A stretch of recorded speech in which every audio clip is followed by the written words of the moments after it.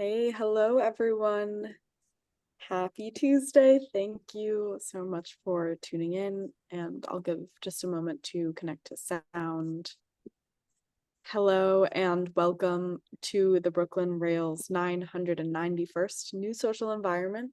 I'm Eleanor, a programs associate here at the Rail, and today I have the huge pleasure and privilege of being your MC for a conversation featuring Kelly Montana and Raphael Rubinstein. And now I will introduce today's guest and host. Kelly Montana is the assistant curator at the Menil Drawing Institute in Houston. Recently curated projects include Hanne Darboven Writing Time, See Lewen The Parade, Brice Marden, Think of Them as Spaces, and Dream Monuments, drawing in the 1960s and 1970s, co-curated with Erica DiBenedetto. Additionally, she has curated site-specific commissions with Marc Bauer and Marcia Kure as part of the Menil's wall drawing series. Raphael Rubinstein's most recent book is Negative Work: The Turn to Provisionality in Contemporary Art. Curatorial projects include Reinventing Abstraction, New York Painting in the 1980s, and Under Erasure, co-curated with Heather Bause Rubinstein. His poems have appeared in several anthologies, including Best American Poetry 2015, a contributing editor of Art in America, and an editor-at-large for the Brooklyn Rail. He is also professor of critical studies at the University of Houston School of Art. Thank you both so much for being on the NSE today, and it's with great pleasure that I turn it over to you, Raphael. Thank you, Eleanor. It's wonderful to be here, and it's really great to be able to talk about the exhibition at the Menil Drawing Institute of Hanne Darboven with Kelly. Kelly, I'd like to, there's so much to talk about obviously here, but I'd like to just start by asking you about the genesis of this exhibition. Like, how it came about? Was there any particular event or anniversary or something corresponding to something happening in the contemporary art world, or was it something that you had been thinking about for a while? It's really something I've been thinking about for a while. As a drawing curator, often when I see art, I usually have my drawing hat on, you could say, or kind of looking at things through the lens of drawing. And it had just been a long time since I had seen her work in the flesh, in person. And when I had that opportunity, I was, seeing it outside of a book, really seeing it in person. I was just struck by the humanity of it and the labor of it, and just something to me felt like it could say something about drawing. So, very intentionally, the show's titled Writing Time. The word drawing isn't in the title, even though it's in the Drawing Institute, because what I became really interested in was thinking about her practice in parallel to drawing. Kind of what could her practice tell us about drawing, and what can drawing reveal to us about her practice? So initially, it was really me thinking about maybe an acquisition for the museum. And then we don't have a lot of conceptual art by women here in the Menil collection. And so it was just starting to understand her practice more, how maybe she could fit in the collection. And then how she could fit in the drawing collection. And the more I thought about it, the more I thought there's really something powerful here and resonant that I think could teach us something about what we do here at the Drawing Institute, teach us something about drawing, and not necessarily recuperate her into being some kind of drafts person, but to really think about the way that line and materiality really meant something to her and really permeated her practice in important ways. One of the things that strikes me about Darboven's work is, I think, to really understand what she's about, what the work is about, you need to have it at a certain scale, but I imagine that I think she came to that not immediately. And one of the things that you can see in the exhibition, and maybe we could have the slideshow, to see some images, but installation shots. But one of the things that happens in the exhibition is that we go from the early works, which are not necessarily smaller, but they're like, for instance, this image that we see here. They are discrete works. They're single, I think, often single drawings, single works, which, as we'll see, is definitely not where she ended up. And how were you thinking about that as you began to conceptualize the exhibition? Sure. So the exhibition is organized around kind of three key moments in her practice where something really changed dramatically, or something augured. She kind of came to something in her practice that really set the pace or set the tone for everything that came after. And what I learned about her practice, the more I went into it, is that the early years were really very, very closely tethered to drawing. They were very closely about line and mark making and these early abstract geometries. She would get these graph papers. She was really into specialty papers. She wouldn't go to art stores. She would actually go to stores that were selling things for engineers and teachers. And so she would come home with all these specialty papers and then treat it as a kind of control variable. Like, she would just kind of make marks within the lines already presented to her on the page. So already there's this very early connection between kind of concept, but also materiality.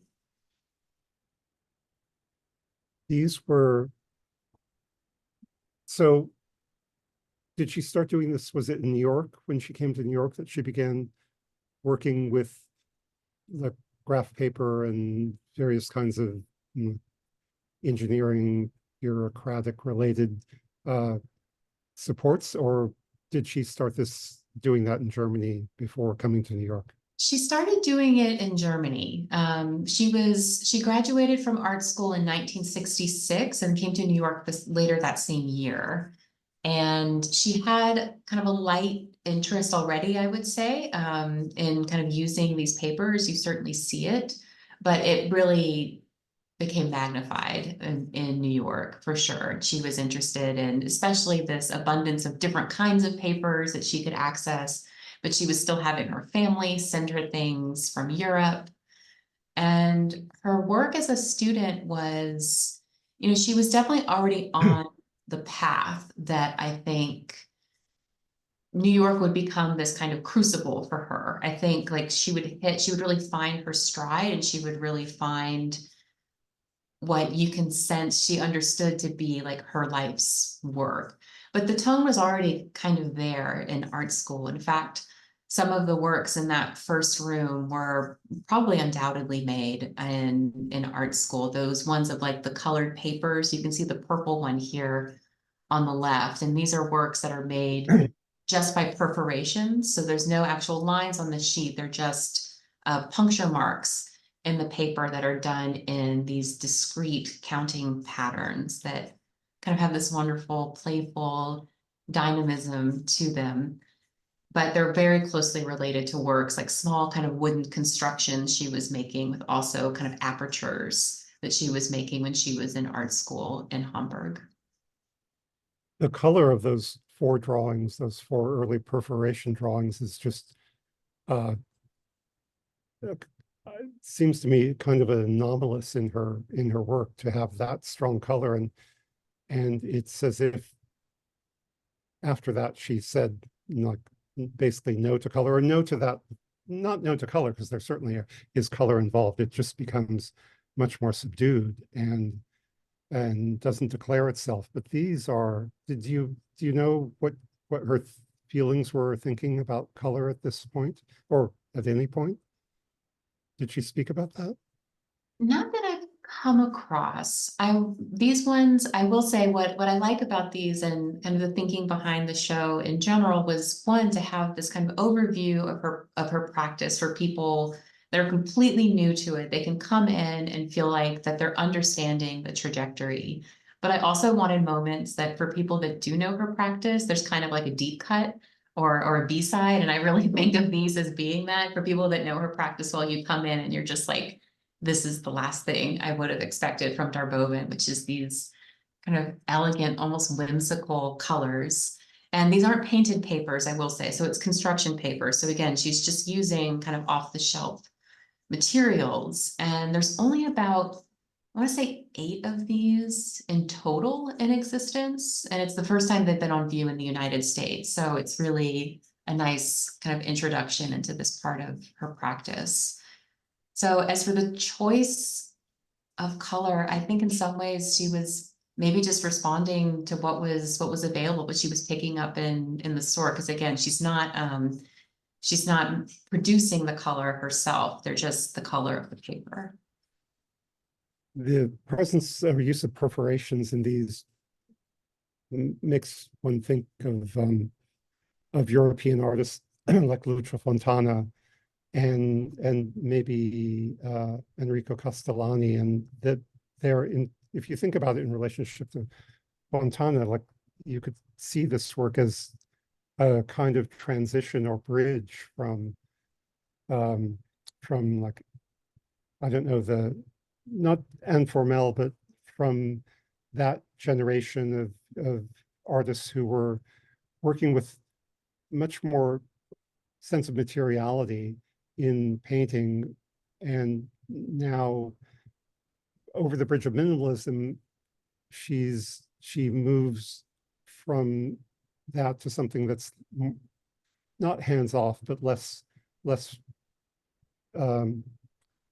obvious about its materiality. I think that's a really nice assessment of it. Because one thing I continue to find really exciting about this early work of hers is that it kind of forever has trapped inside of it kind of the verve of a young artist. It's always going to have that verve in it, no matter where you knew that she went afterwards.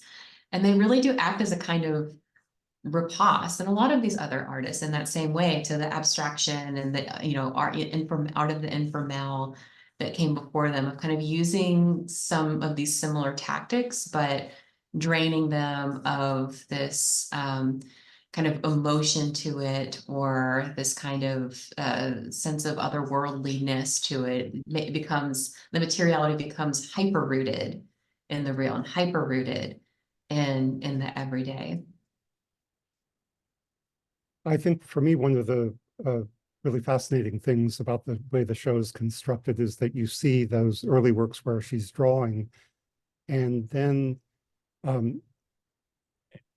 she moves from like lines on graph paper or ruled paper to her great discovery of writing. And in a way that the image, that work we see on the screen right now, which is, I think that's from the early 70s. Mm-hmm. And so here she's still, you know, she's still working with line and not writing, but the writing, like this, I thought about this work, a couple of things I thought about it. One is that it almost takes the form of a letter, like with the reading to someone, dear, you know, dear piece of paper, and then fills up the paper. And so it almost has a form of writing, even though she's working still with line. And as you mentioned in your essay in the catalog, I think that this is, were there any, it's unusually for Darboven, it's unusually loose and showing the touch of the hand. Did she do very much work like this at the time? This is the only one I've seen that's remotely like this. And this is another, I would say, one of those deep cuts that it's a wonderful kind of time to be looking at work from the foundation. They're making a lot of things really accessible for the first time. This is one that had its international debut with us at the Drawing Institute, really coming out of the archive just now for this show. And I agree, it's spectacularly different and rare within her practice. that you still have the same paper that she's using. So it's this like A4 size paper. It has the rule marks on it. So it's still very administrative, bureaucratic, but that there's this very watery, inky line in it. I mean, you can see the tide lines in here. And this one, like if you look at the far right of the third line or the end of that short little stubby line at the very bottom, you can see the tide line of it. You can see where the ink kind of deposits as it's lifted off the page. And then in this one too, the photography is nice enough that you can see that the paper has started to undulate a little bit under the weight of that liquid. So it's really surprising. But then her careful like 41K there at the bottom. So her kind of subjective calculation of time, and 41K in her calculation, she would take a day of the year, a calendar date, and add up all of them and come up with an integer. And then that integer would be the representation of that date. So for example, if you see 2K in her work, that's January 1st, that's 1 + 1. A 41K would be something like December 29th, I think, if I'm doing my math right. Something like that, where you're adding up. Yeah, so where you're adding up the day, the month, and then sometimes she would add in the year as well. But an example like this one, it's titled 2K to 43K, which represents January 1 to December 31. In works like this, and I guess in her work in general, she provides you with it's a kind of an account of the making of the work, and that she, in some ways, like it's a little difficult because her work, I think, in some ways is extremely enigmatic and mysterious and full of, secrets of some kind, or at least it's very reserved. But at the same time, she gives you, especially in the, I think in all the works, but especially in a series like this, the materials, the tools to try to figure out what she's doing and what's behind her decisions. And so I also, another thing about this work, I thought about some of Guston's drawings from 1967-68, which were also, very similar in some ways. And I think in some ways Guston was responding to widespread minimalist work around him by younger artists. And maybe Darboven was one of those. So she came to New York in, you said 66, the end of 66. Reading about her time in New York, one thing that really strikes me is how quickly she connected with other artists. She seemed to just slip right into the group of Sol LeWitt and Mel Bachner, and that, I guess she wasn't in New York for very long, but she did get so much out of it, it seems. Absolutely. Yeah, she was there for 2 years and quickly became part of a scene that began exhibiting minimal and conceptual art. So she was kind of in that heady early years of, that nascent group. And she was in very important early shows. She was in New York shows, New York gallery shows. She was in other shows of minimal art. So I think she arrived with certain sensibilities that I think kind of led her to find that community very quickly. But she also was just intensely working. I mean, the amount of work, the amount of drawings that she brought back with her after 2 years to Germany is immense. I mean, we have a few examples of those kind of smaller ones that are much more kind of working, chaotic kind of drawings. And those are some of the ones where I was saying you get a sense of that verve where you get, you know, she has the paper covered with calculations and crossouts, and she'll have things, exclamation points are circled and underscored. And you just get this sense of an artist who's just like, she's found the thing that is going to carry her practice. And she's just up all night and she's making hundreds of these works. And those hundreds of drawings are still in existence. They are all in a museum in Hamburg. And so she's really locked in. I mean, she's meeting people that feed her art, and she's also making an extraordinary amount of it in those few years. Do you know whether she met or knew at all Eva Hesse? And the reason I ask is that it really struck me. I'd never realized this before, but both Hesse and Darboven were born in Hamburg, and not that many years apart. Darboven in 41 and Eva Hesse in, I think, 37. And obviously they had very different experiences. Hesse left Germany. She was Jewish. She and her family ended up in the US. Darboven stayed as a child during the war for a few years. And then, but anyway, I just thought, because they both emerged in more or less the same time. And I know that, I don't know, do you know whether there was did their paths cross at all? You know, I have not come across any evidence that their paths have crossed, which is, yeah, I don't know. It's interesting. I mean, surely you think that, you know, if there's this whole kind of community that's around Sol LeWitt, and he's kind of being an active correspondent with so many people, he's collecting all of these people's art, and that people kind of involved in that community. It was early years, so it was reasonably close knit. But no, I haven't, interestingly. And the other one that's come up is that a lot of people have come into the show asking me if she knew Agnes Martin as well, which I really don't think was the case. I don't think they overlapped in New York at all. But what I do find interesting about these comparisons is that we're talking about a select number of women artists that came to New York, became highly immersed in a community, and then kind of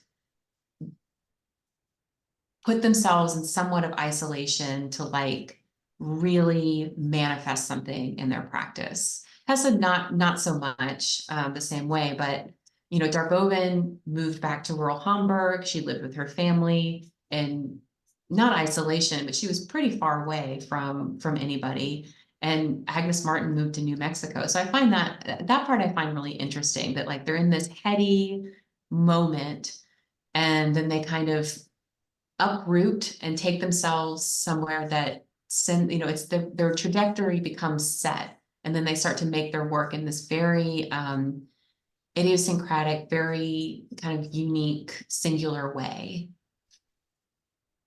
Yeah, absolutely.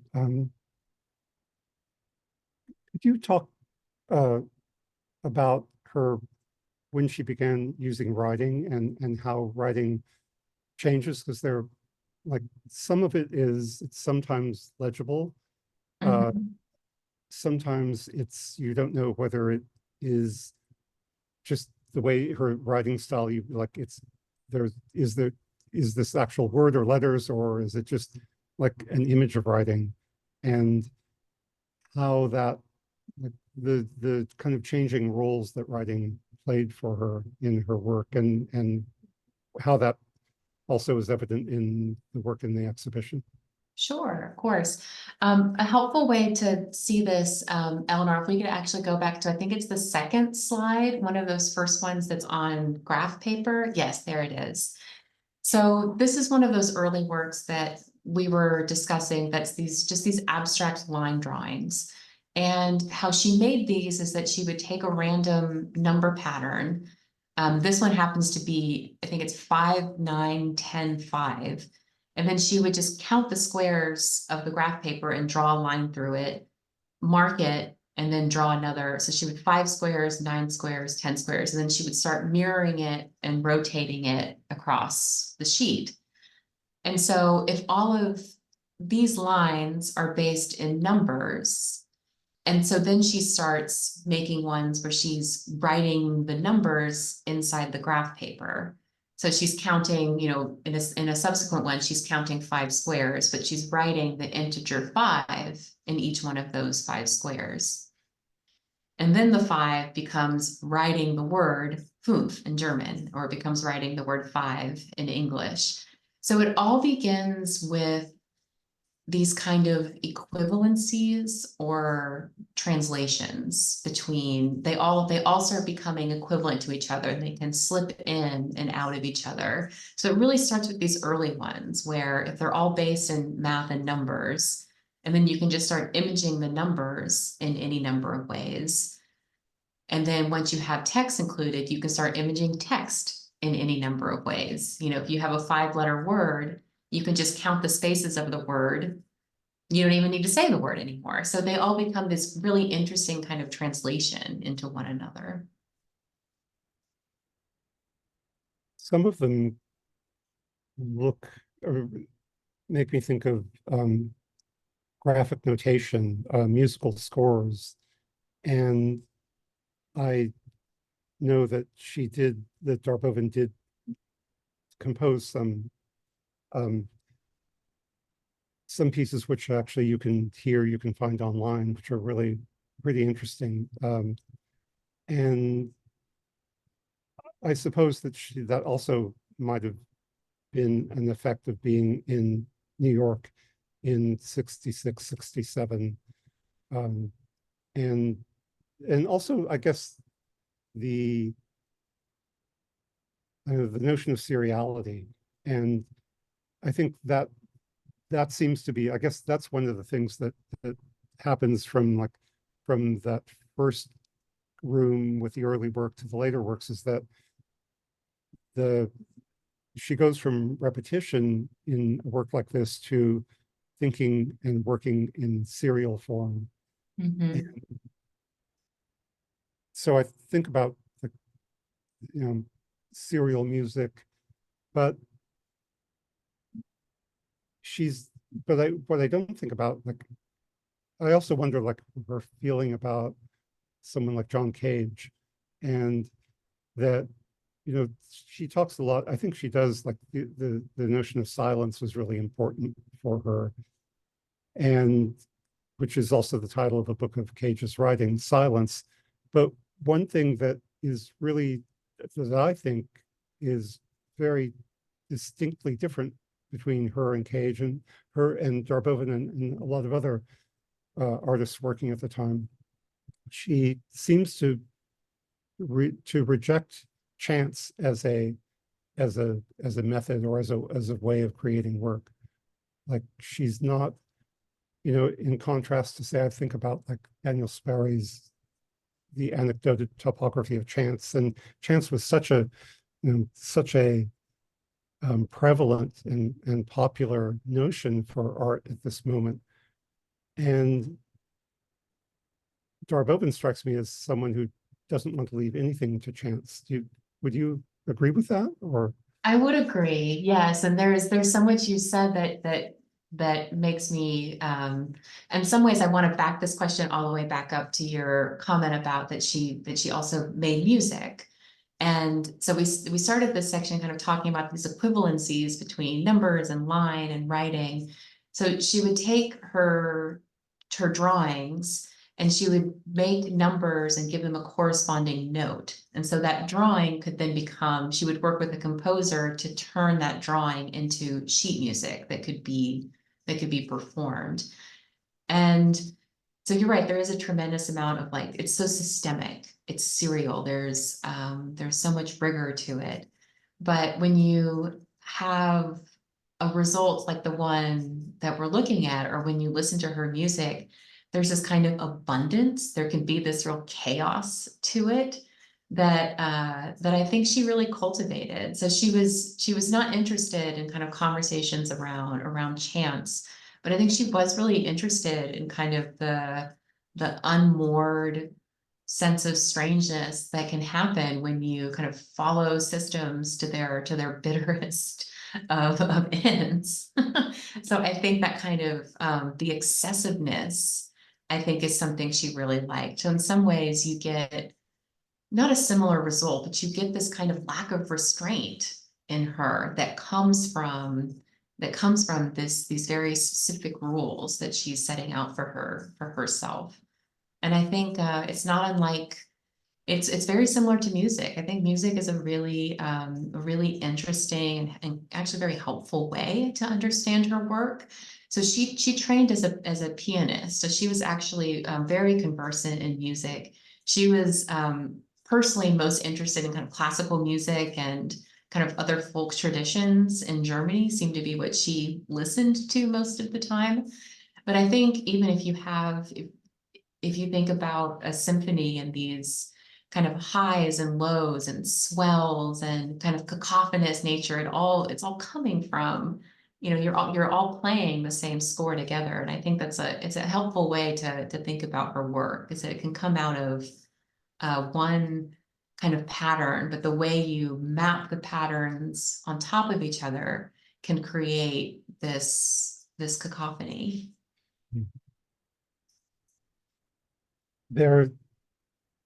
I didn't realize she had trained, that she was a musician who trained in music. There's another shift in the exhibition in her work I'd like to talk about, which is a lot of the work that is austere and seemingly non-referential, or sort of, it's a hermetically enclosed system. But then there's other work of hers which is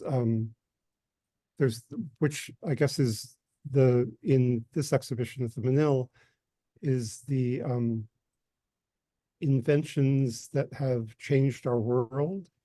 And there's also I'm trying to remember another piece that she did, some, like, is it cultural history, or Yeah.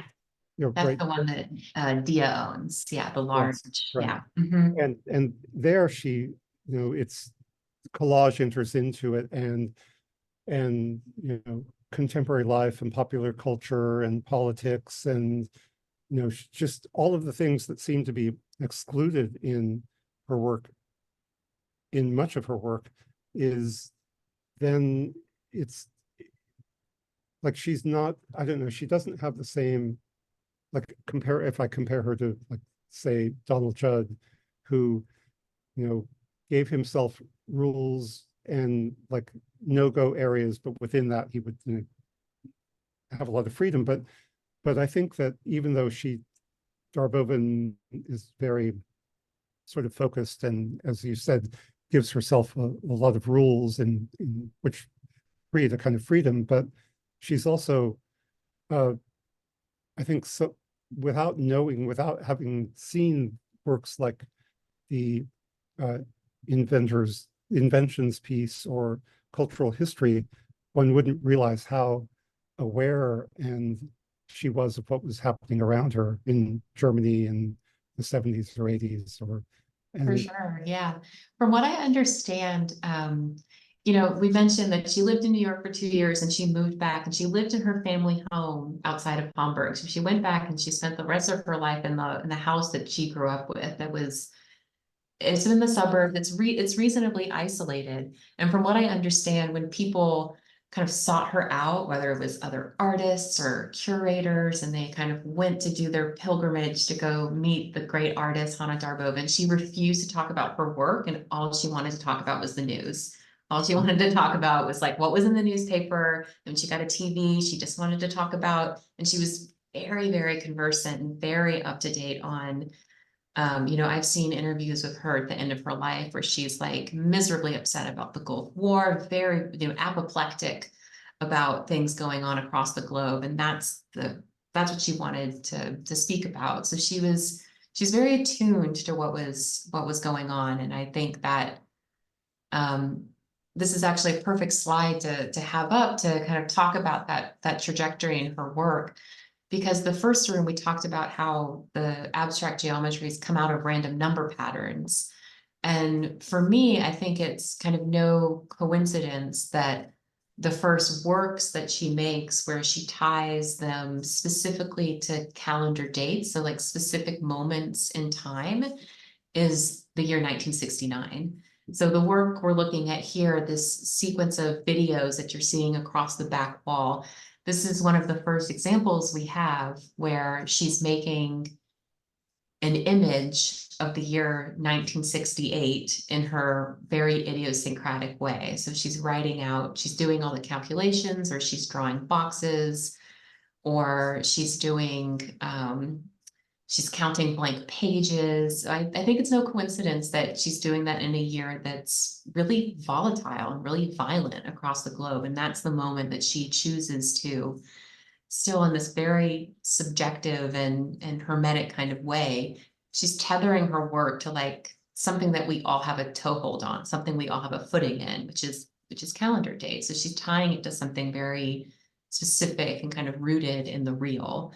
And then about 10 years or so, I think 1980 is the first work she makes where she's collaging in kind of elements of culture, pop culture, history, textbooks, things like this. So this kind of fixation on time and how we experience it, I think, I wouldn't say it was natural, but for her, it led to thinking about oneself against the sweep of time, against the sweep of history, and how we understand ourselves in relation to that magnitude of time. What ways do we have to map or understand ourselves against it? That certainly does come through, that especially when you're in the room surrounded by hundreds or thousands of her, carefully, faultlessly worked drawings, and each one of them, is counting off a day, and she crosses out, she writes the word today and heute in German and crosses it out. I thought almost like a prisoner crossing out the days of their imprisonment, and I hope she wasn't feeling like a prisoner, but in some sense we all are prisoners of time. Oh, I think I always thought of it as like she was like she's checking off. It was like a list that she was checking off of like done. I always had a much more optimistic view of it, just like that one's done, and like the satisfaction of like checking them all off and being done, crossing out your to-do list. That's a much better way to think about it. Do you know did she ever make mistakes? Did she discard drawings? Because she seems to have such unbelievable control and discipline. Yeah. And gosh, I mean, I can only imagine. So if you're talking about making, I think the large installation we have is 1,341 individual sheets, which is like a somewhat modest one in her immersive installations. They get much larger than that. So I would imagine, but I would think that those don't survive. Those are, yeah. You don't see corrections. no, you don't. And maybe she just was one of those rare artists who never made mistakes. But it's also, I think the fact that she chose to work with writing, drawing by hand, clearly by hand, is interesting, because I know that in Germany in the early 60s that it was really the first time that Walter Benjamin's essay, The Work of Art in the Age of Mechanical Reproduction, became widely available in a paperback edition. And I know that was something that really struck Sigmar Polke and Gerhard Richter and a lot of artists whose work became very much about mechanical reproduction. Whereas Darboven seems to have, at least in a large part of her work, and certainly in the early work of the 60s, that doesn't seem to inspire her. That doesn't seem to be like something that she's responding to or considering. Mm-hmm. I agree. I think there's something to hers of, even though there's kind of there's this intense labor to it, there's this intense humanity to it. It's, she's clearly getting across that it's a subjective system. She's providing it to you. In fact, one of my favorite quotes of hers, she's an endlessly quotable person, was my secret is that I have none. So she's kind of providing you with the entire apparatus with which to access what she's making, but it still retains this very enigmatic quality. And the seriousness, the intensity of her work.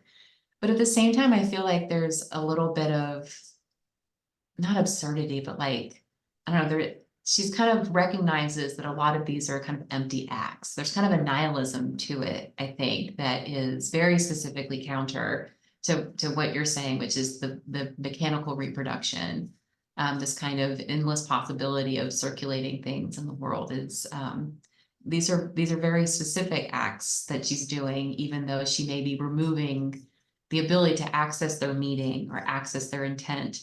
This is a great example to be looking at as we're speaking about this, the kind of look of language, the look of correspondence, the look of communication, but ultimately falls from any kind of meaning that one may be able to latch onto. Often she seems closer to like performance artists who do works of endurance and sort of meaningless labor. I love that. I think, well, I think they're, I don't know, did she ever are there any films or videos of her at work?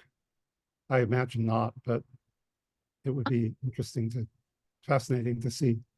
None of her working, I don't think, but there was, so she's, Brooklyn Rail audience is a pretty in the know set, but most people in the US she's not a household name. She's not a household artist name, despite her always being well regarded within kind of artistic circles here, always being well represented at galleries in this country.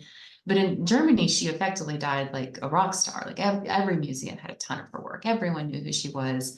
She had documentaries about her on television.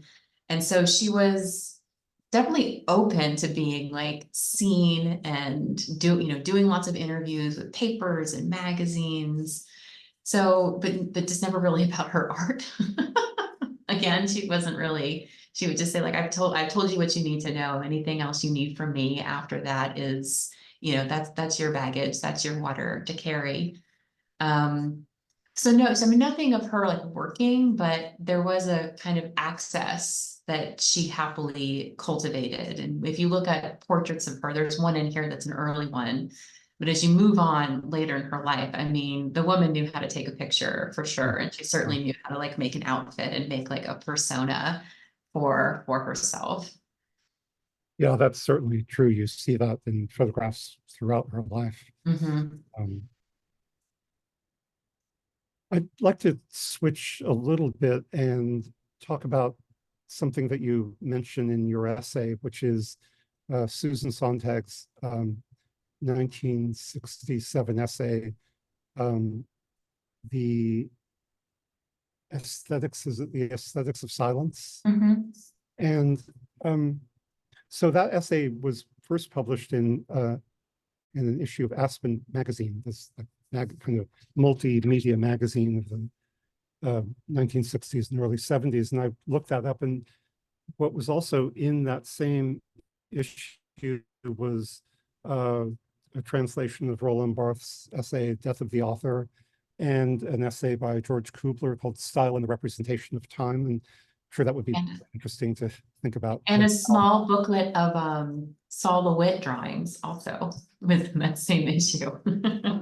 Right. So so you inspired me, your essay inspired me to go back and reread Sontag's essay. And even though she doesn't mention Darboven, you could almost read this as a commentary on Darboven or artists like Darboven.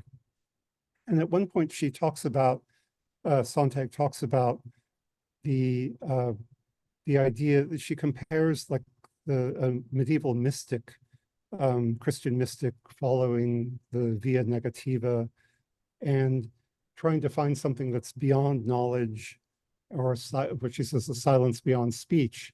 And she finds that echoed in the anti-art of the 1960s, the idea that the path to follow in art now is to dispense with all subjects and to get to some, she talks about using chance, but to get away from intention. And so she says that more than ever, art has become an exercise in asceticism.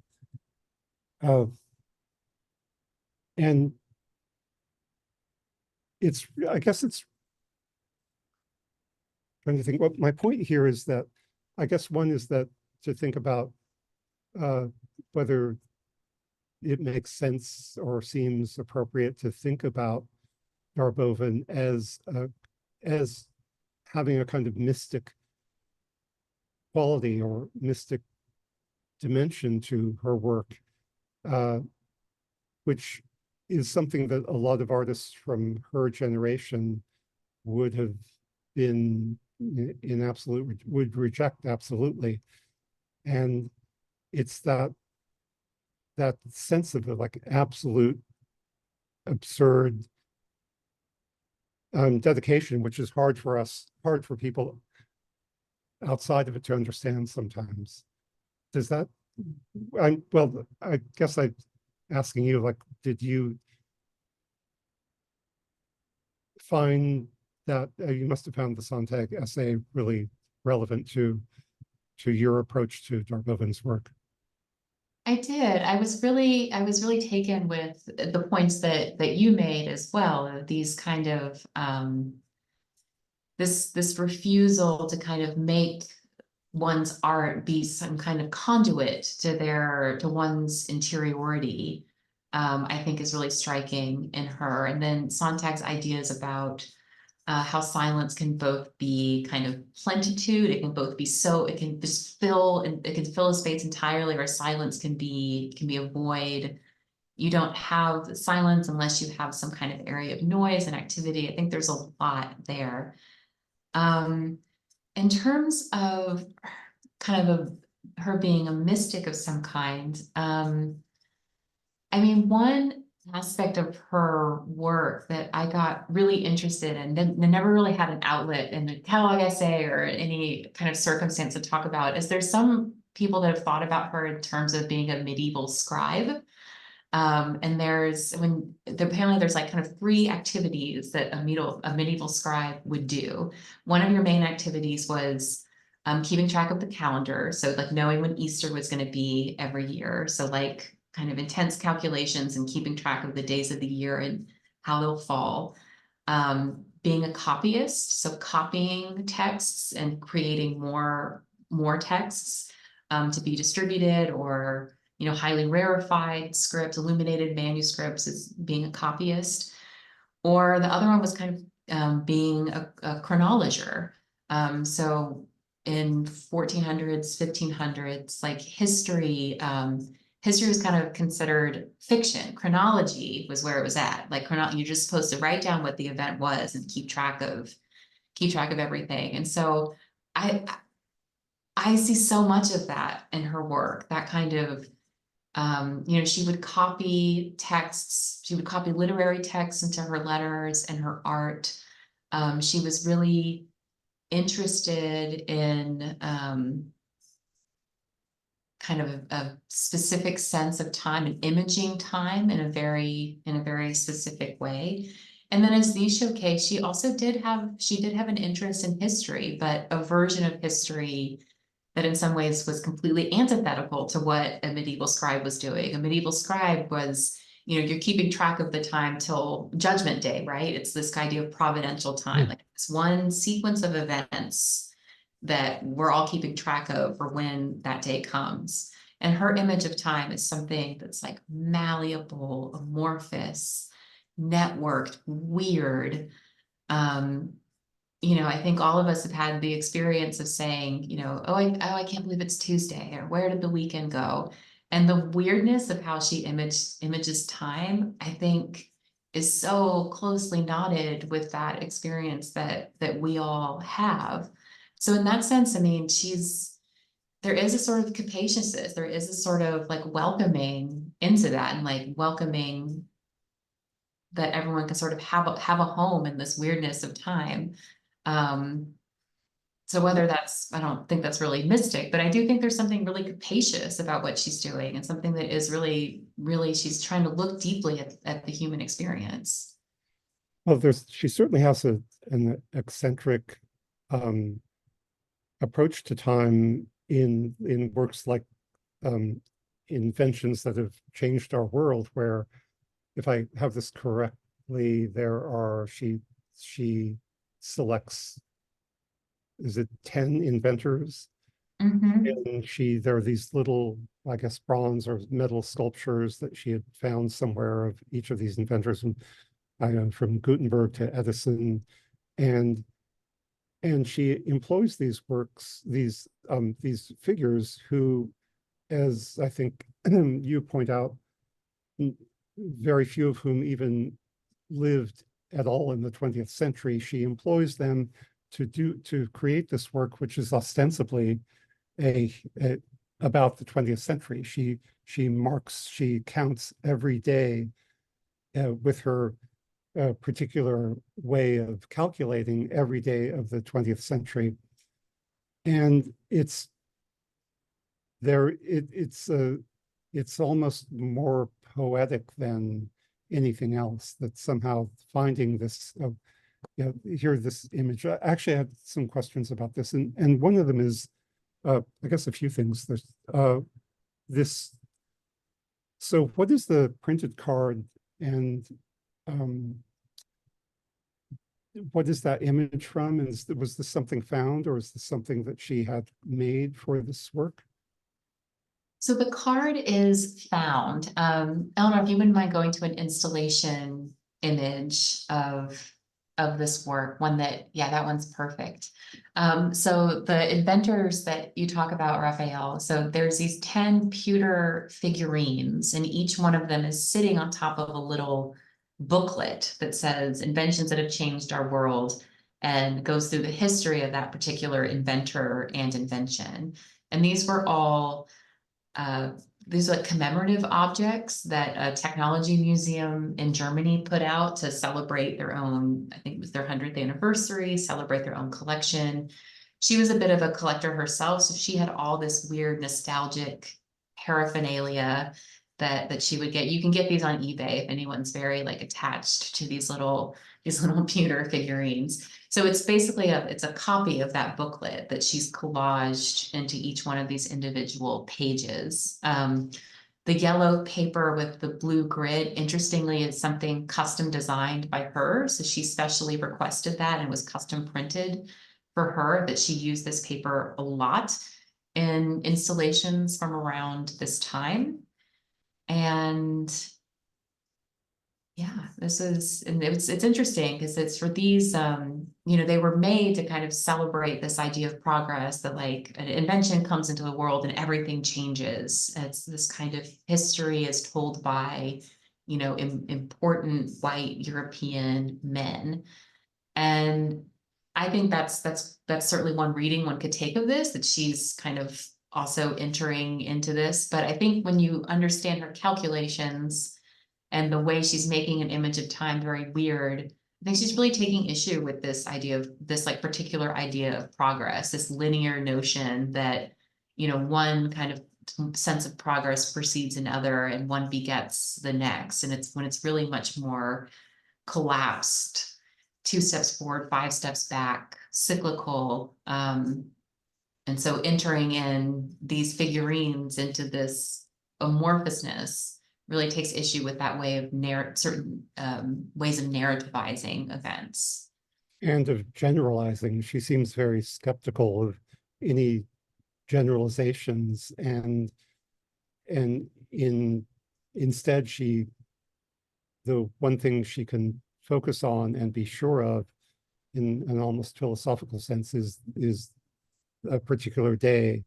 And Sontag talks about, in her essay, about nominalism, and she cites a number of writers, Rilke and Francis Ponge, and she says that, I mean, her description of these writers, and she talks about, just mentions briefly towards the end, she mentions Warhol and Raymond Roussel and artists and writers who seem to be all about surface, and I think that that's something, one of the things that one can take away from the experience of Darboven's work is a suspicion, skepticism about any kind of ideological or philosophical generalizations, that her work is always grounded in the one thing that we share in common, which is time. And speaking of which, I wonder, maybe we could open this up to questions or comments, if anyone has them. Absolutely. Yeah. Thank you, Raphael. And thank you so much, Kelly, both of you, for this wonderful conversation. It's been such an absolute joy. And we do have a few questions from the audience today. And the first question I will ask on behalf of Elizabeth in the audience. Elizabeth wrote, "Who was influenced by her work and thinking?" Did anyone mention this? Rob Wiener, perhaps? Oh, interesting. I mean, in terms of her work, I think the lasting influence I see is, I mean, I think you really see this in the world of people interested in asemic writing. So I think, and if you look along people like other artists working, that are also working around the same time as her, people like Irma Blank, for example, that there's, I think that's an impact that I see her having, this kind of insistence on being in the world, this insistence of like making your presence known, but ultimately the kind of elements of language that come together aren't accessible in a straightforward way. What do you think, Raphael? Do you see Darboven pop up in your students' work or I mean, otherwise? certainly what you say about asemic writing, that makes sense. And there are a lot of artists who've done that. And I think it's probably impossible to do that kind of work after Darboven without being aware of her. And I don't know, I don't have a quick response to that, but something definitely worth thinking about. And I will say, I think the other, the one phrase I learned over the course of working on this show was generative art. And so I also think there's a lot of, I think we're going to see a lot of like recuperating Darboven into kind of histories of early computer art and systems-based art. So I think we're going to see her becoming kind of an increasingly kind of lodestar as more kind of research and thinking is done around a longer history of those kinds of art practices. Thank you. And thank you for that question, Elizabeth. Our next question is going to be from GE. If you'd like to unmute, go ahead, GE. Thank you, Eleanor. And thank you, Raphael and Kelly. I was thinking, struck so much by Darboven's art, not serving really our kind of compulsions for pleasure and agreeableness and real easy consumption. It seems to pull and drive, especially in the ordering of its parts, maybe meant to jar us more out of our taste for our media and our velocities. Is there anything to this?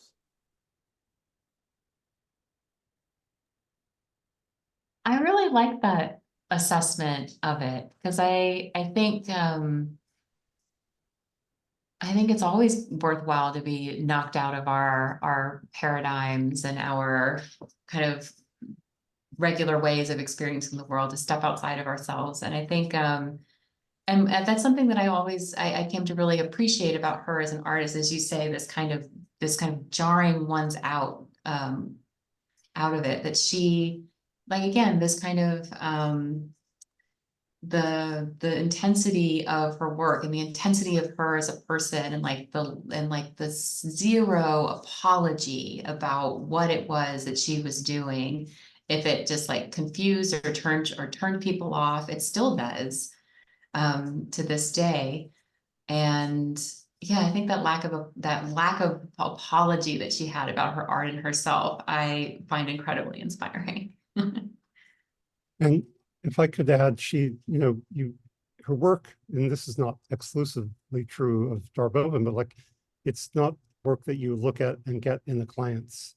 I think at a glance, there's really nothing it's very little you can get. She forces you, if you're willing, to really read the work and follow it closely, and kind of, you have to accommodate yourself and your own time to, it's almost as if like having to sit down and watch a very long, boring 1970s piece of video art, but it's that it is not made for instant consumption, which I think is part of maybe what GE was getting at. I think so. And I think I've noticed that people that are more kind of easily able to step inside her world are people that kind of do enjoy the puzzle. Like, they're kind of presented with this puzzle and they want to figure it out. And other people can take longer time to get to wanting that kind of experience out of their art seeing. But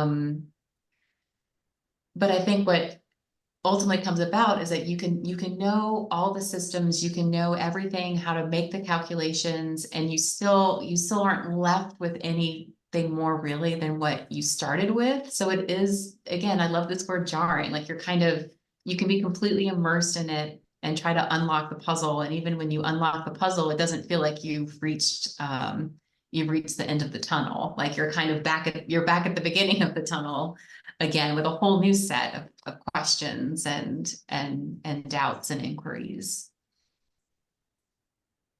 Thank you. Thank you, Brice. Thank you, GE. I would love to ask a question to Kelly and Raphael.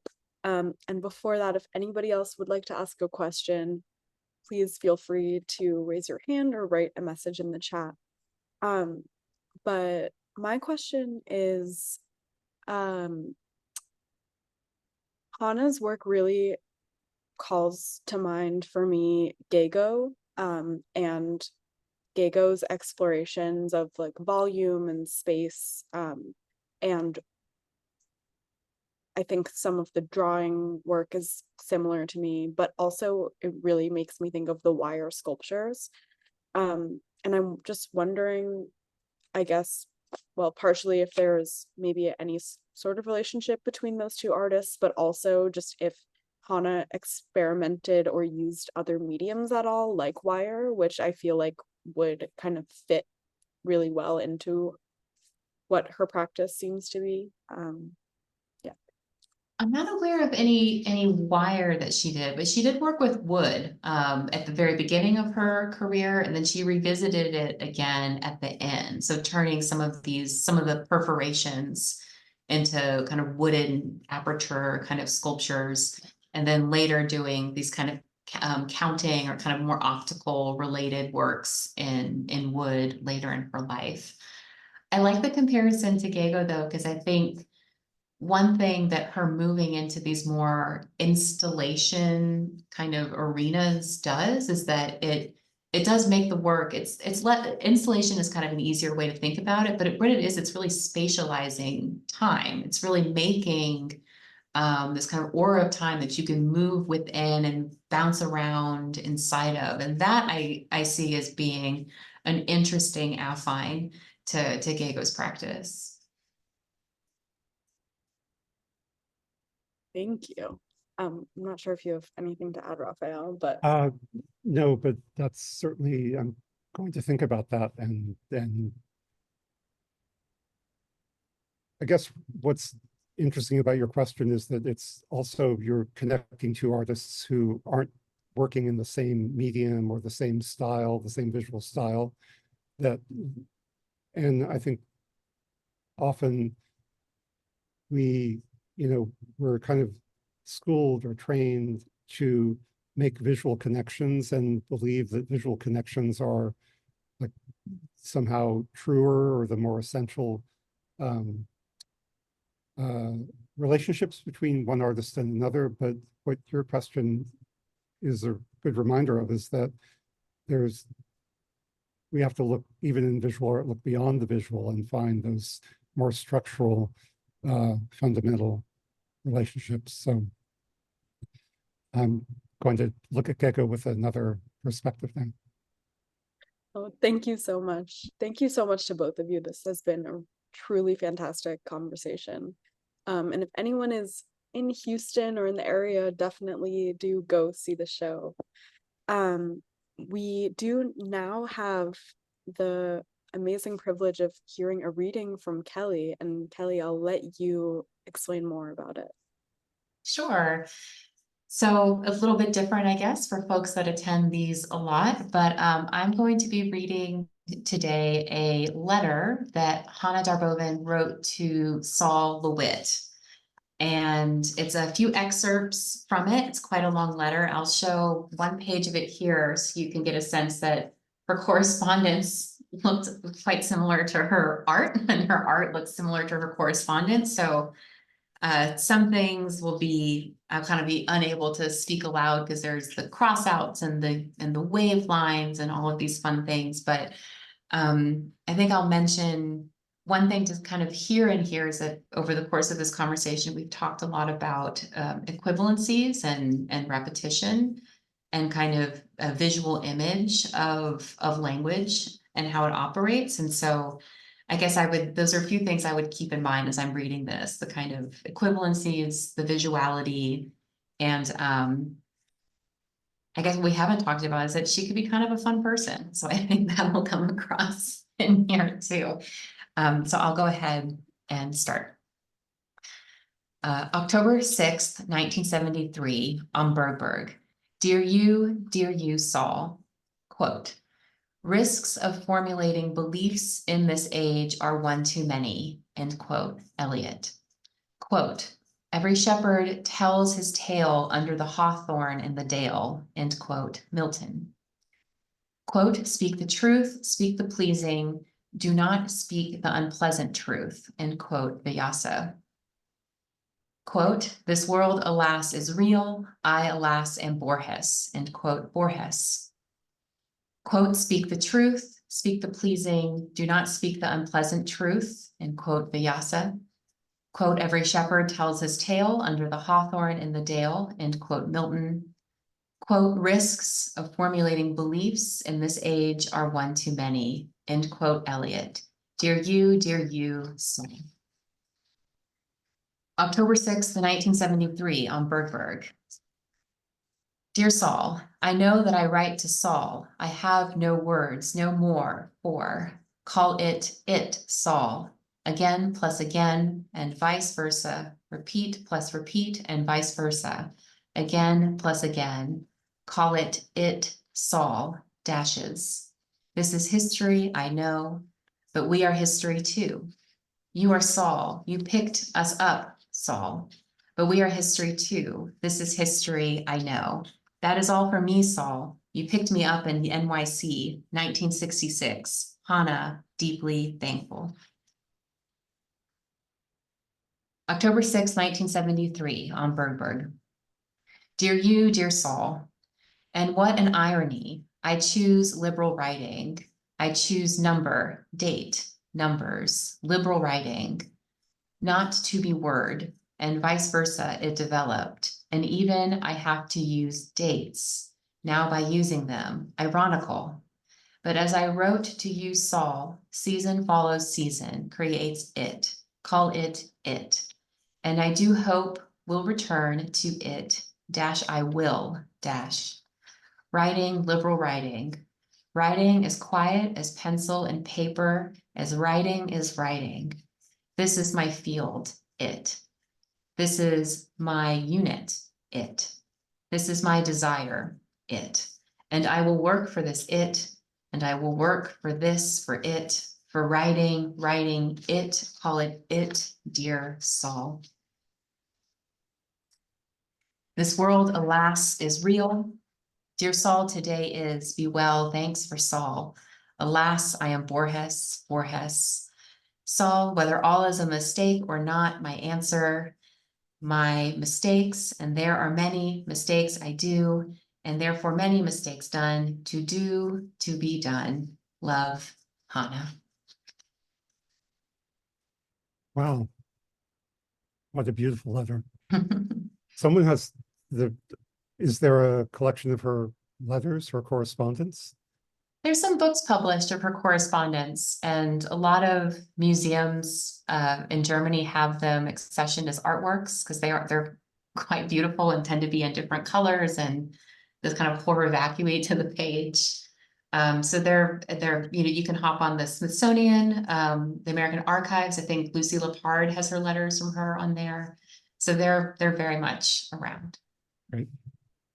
Wow, that was so beautiful, Kelly. Thank you. And what a perfect way to end this dialogue. And what a treat today has been. Thank you so much to everyone for tuning in and for your questions today. Thank you also to Sarah and Philip from the Menil collection for supporting us with today's event. We'd also like to thank the Terra Foundation for American Art for sponsoring the NSE and for supporting our archive, which you can view on the Rail's YouTube channel and where this conversation will be posted shortly. The Rail has been free and independent for 23 years. A donation directly supports our writers, production staff, and operations. You can support our work through a link in the chat. And join us tomorrow for a tribute to Frank O'Hara, which is going to be an audio recording from our friends at Pen Sound. You can register to receive this recording via the link in the chat and on our events page. Huge thanks again to Raphael and Kelly for this wonderful dialogue. And now I'll turn on everyone's microphones and you can say hello and goodbye as you leave. Thank you for tuning in, and I hope you all enjoy the rest of your day. Thank you so much. Thank you. Tremendous. Thank you. Thank you. Thank you so much. That was so Everyone. wonderful. That was amazing. Bye. Thanks for reading also, Kelly. It was so great. You're very welcome. My pleasure. It was. Thanks for tuning in today, everyone. Have a great rest of your day.